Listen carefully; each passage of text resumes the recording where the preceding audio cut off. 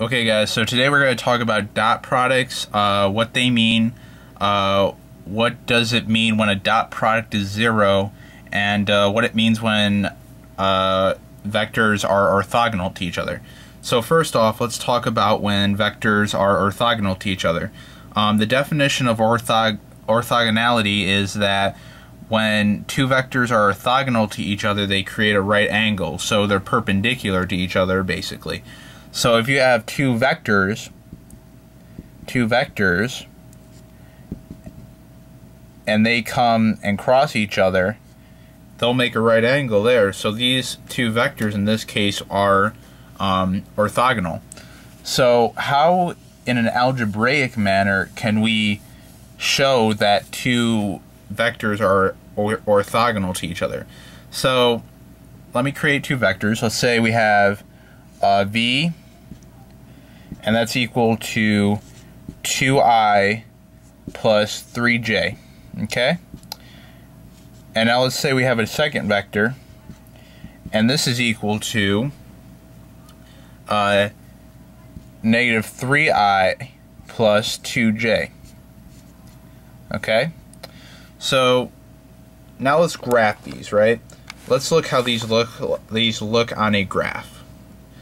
So if you have, our little Cartesian graph here, if I was to graph v, let's say 2 is here, 3 is here, and we'll just graph it, and we'll say that this is v, and then let's graph, let's say that negative 3 is here, and 2 is here, so we'll make this vector,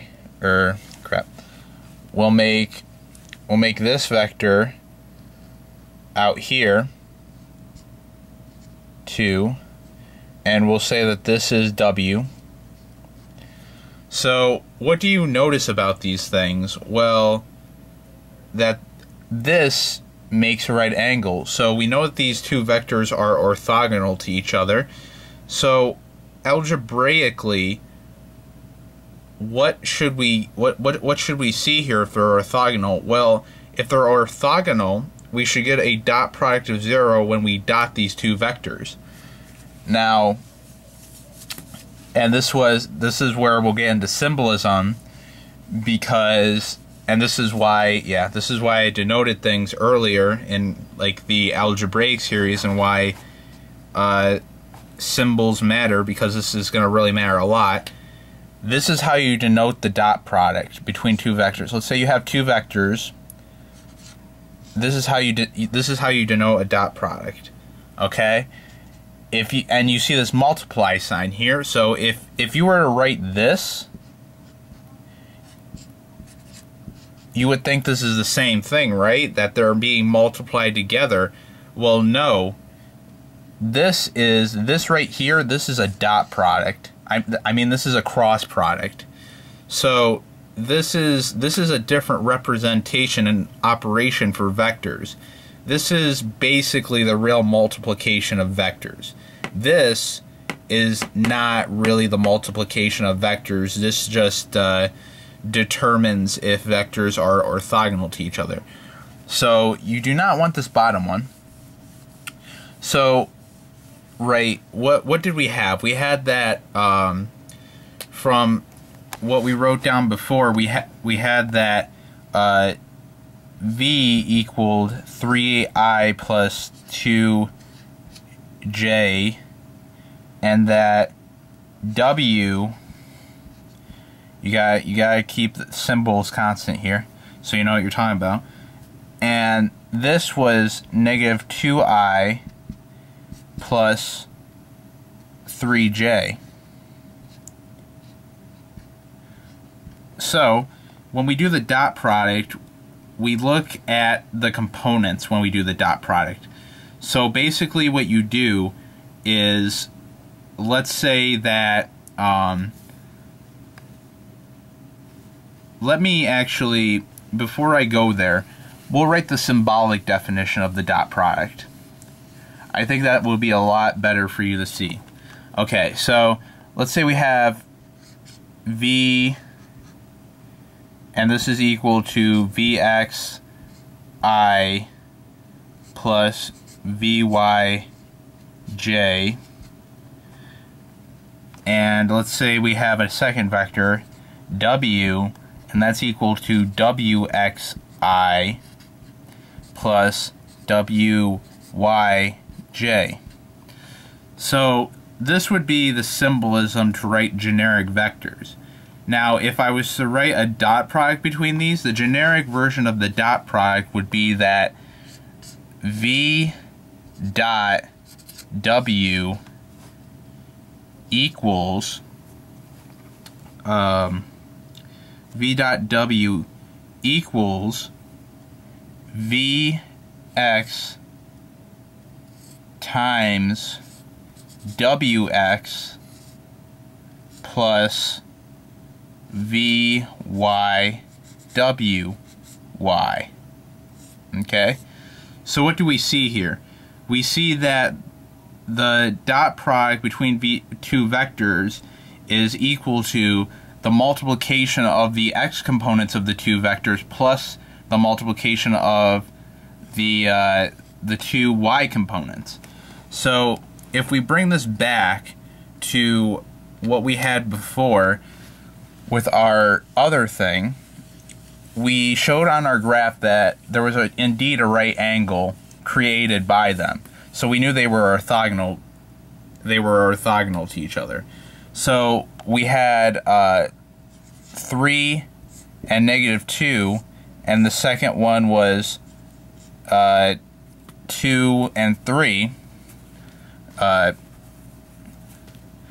plus 2 and 3. Well, what does that equal?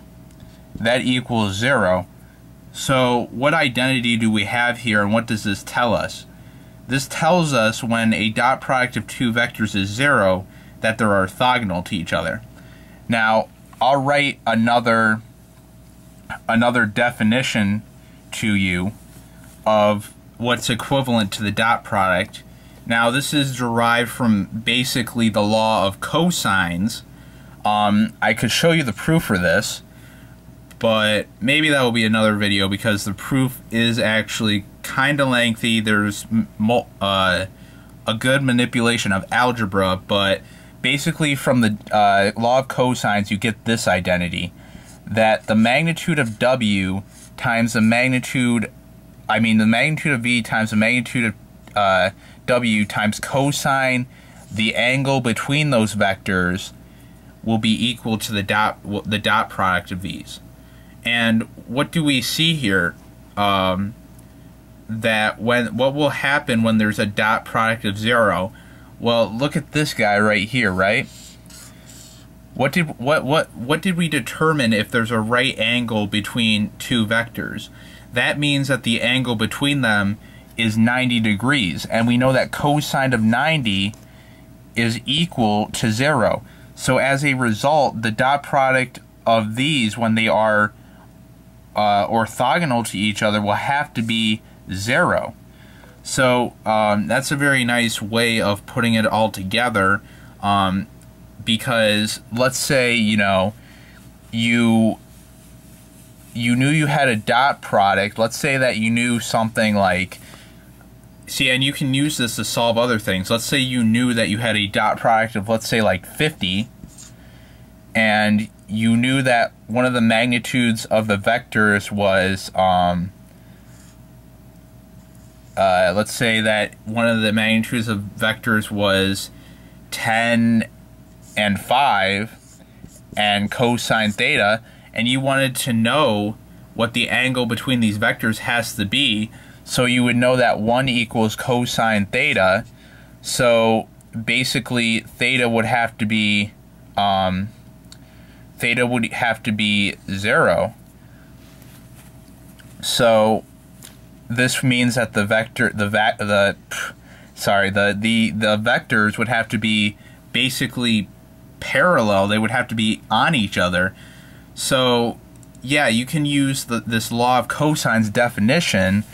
The idea that if you have a vector v and you dot it with w, this is equal to the magnitude of v times the magnitude of w cosine the angle between them. And this is very important. So yeah, that's basically the definition of the dot product. That's all for this video for right now. Thank you for watching.